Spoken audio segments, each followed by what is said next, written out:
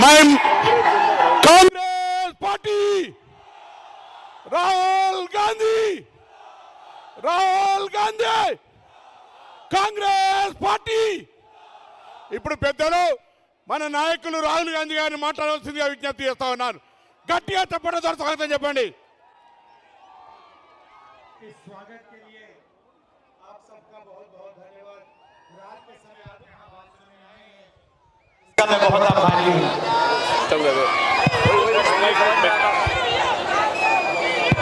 आपके सामने कुछ ही दिनों में तेलंगाना में चुनाव होने वाला है. तेलंगाना का वायदा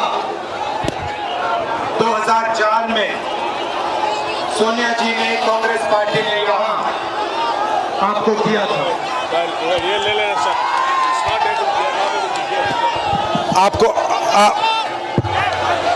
आपको याद होगा कि तेलंगाना का वायदा कांग्रेस पार्टी ने आपसे किया था और उस वायदे को कांग्रेस पार्टी ने पूरा किया. जो आपने सपना देखा था वो अधूरा रह गया. केसीआर ने आपसे कहा था कि वो तेलंगाना का सपना पूरा करेंगे, मगर वो तेलंगाना का सपना पूरा नहीं कर पाए. उल्टा उन्होंने भ्रष्टाचार के सब रिकॉर्ड तोड़ दिए. और जितना भ्रष्टाचार यहाँ आजकल तेलंगाना में हो रहा है, शायद बाकी हिंदुस्तान में कहीं भी ऐसा भ्रष्टाचार नहीं हो रहा. एक परिवार पूरे स्टेट को कंट्रोल करता है, चाहे वो जमीन हो, रेत हो, शराब हो, पूरा का पूरा कंट्रोल केसीआर के परिवार के हाथ में है, उनके रिश्तेदारों के हाथ में है.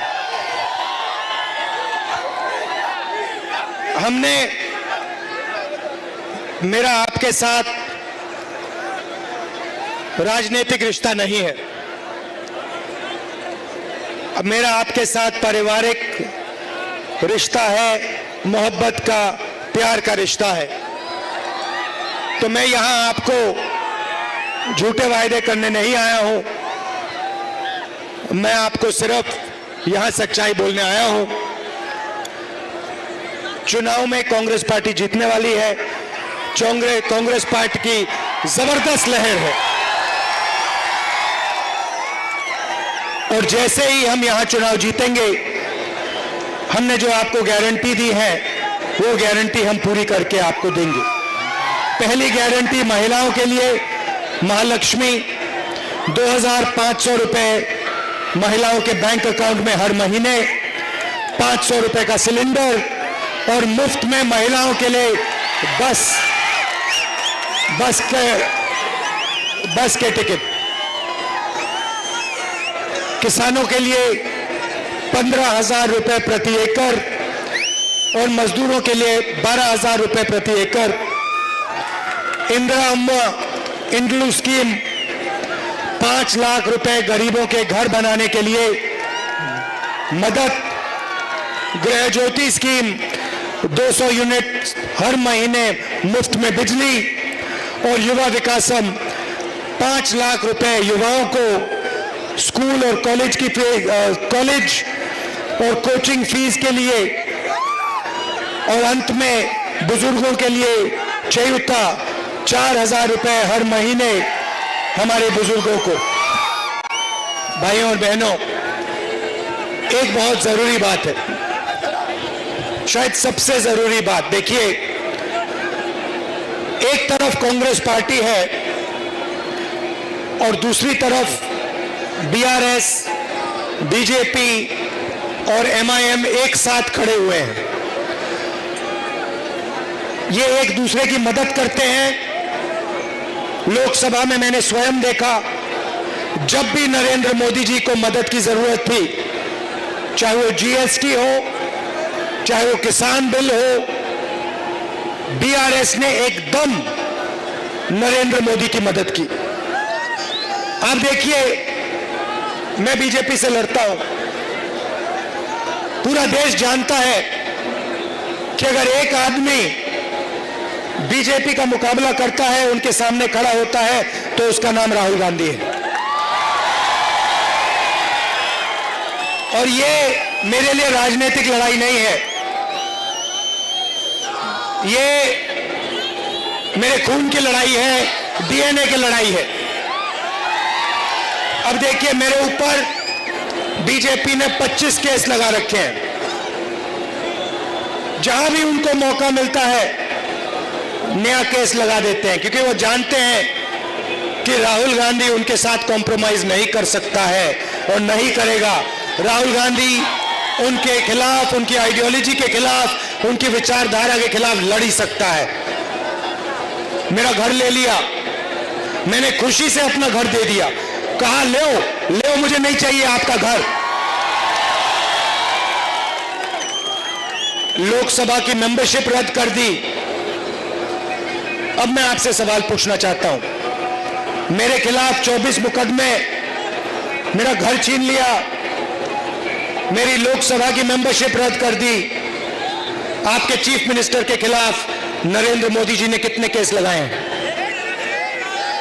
आपके चीफ मिनिस्टर के खिलाफ कितने केस नरेंद्र मोदी ने लगाए? एक भी नहीं। ना ईडी उनके पीछे है, ना सीबीआई उनके पीछे है, ना इनकम टैक्स डिपार्टमेंट उनके पीछे है। क्यों? क्योंकि चीफ मिनिस्टर केसीआर बीजेपी की पूरी मदद करते हैं। देखिए, आप बता रहे हो, बिल्कुल सही, केसीआर उनकी मदद करते हैं और बीजेपी इनकी मदद करते हैं। आप देखिए, मेरे ऊपर 24 घंटा आक्रमण चलता है, बीजेपी के सब नेता मेरे ऊपर आक्रमण करते हैं। मैं सुबह उठता हूं, अगर सारे के सारे बीजेपी के नेता मेरे ऊपर आक्रमण नहीं करते तो मुझे मजा नहीं आता, मुझे अच्छा नहीं लगता। मैं कहता हूं आज कुछ कमी रह गई, थोड़ा और जोर से मुझे बोलना चाहिए। मगर केसीआर पे, उनके परिवार पे बीजेपी का कोई नेता आक्रमण नहीं करता, कोई केस नहीं, कोई ईडी नहीं, कोई इनकम टैक्स नहीं, मिले हुए हैं दोनों। दूसरी तरफ एमआईएम है। आप पता लगाइए, जहां भी कांग्रेस पार्टी बीजेपी से लड़ती है, चाहे वो असम हो, महाराष्ट्र हो, राजस्थान हो, वहां पे बीजेपी की मदद करने के लिए एमआईएम के लोग हर कंस्टिट्यूएंसी में अपने नेता खड़े कर देते, अपने कैंडिडेट खड़े कर देते। भाई और बहनों, दिल्ली में बीजेपी को हराना है, तेलंगाना में बीआरएस को हराना है। ये तीनों एक साथ मिले हुए हैं, भूलिए मत। कांग्रेस पार्टी को पूरा समर्थन दीजिए। यहां पे लहर आ रही है, जैसे सुनामी आती है वैसे सुनामी कांग्रेस पार्टी की आने वाली है, और पहले यहां आएगी और फिर दिल्ली में आएगी। आखिरी बात मैं आपसे कहना चाहता हूं, बीजेपी के लोग पिछड़ों की बात करते हैं, ओबीसी की बात करते हैं, बीआरएस के लोग ओबीसी की बात करते हैं। मैं इनसे पूछता हूं, अगर आप ओबीसी को इतना चाहते हो तो आपने कास्ट सेंसस का जो डेटा है, जो कांग्रेस पार्टी ने कास्ट सेंसस किया था, जाति जनगणना की थी, उसका डेटा अपने देश को क्यों नहीं दिखाया? जैसे ही हमारी यहां सरकार आएगी, आप लिख के रख लो, तेलंगाना में कांग्रेस पार्टी जाति जनगणना करवाएगी, कास्ट सेंसस यहां हम करवाएंगे, और उसके बाद दिल्ली में जैसे ही हम चुनाव जीतेंगे वैसे हम दिल्ली में कास्ट सेंसस करवाएंगे, और ओबीसी की सच्ची जो शक्ति है, ओबीसी को हम उनकी सच्ची शक्ति दिखाएंगे। भाई और बहनों, आप यहां आए, आपने अभी मेरे साथ पदयात्रा चली, दिल से मैं आपका धन्यवाद करना चाहता हूं। दिल्ली में मैंने आपसे कहा मेरा पारिवारिक रिश्ता है, राजनीतिक रिश्ता नहीं है। आप दूसरों से राजनीतिक रिश्ता रखो, मेरा आपसे पारिवारिक रिश्ता है। जब भी तेलंगाना को, सुन लीजिए, जब भी तेलंगाना को राहुल गांधी की जरूरत होगी, मैं आपका सिपाही दिल्ली में बैठा हूं। जब भी आपको मेरी जरूरत होगी, मैं 1 मिनट में हाजिर हो जाऊंगा। जो भी आप काम मुझसे पूछोगे, दिल से मैं आपका काम करूंगा। बहुत बहुत धन्यवाद। नमस्कार। जय हिंद।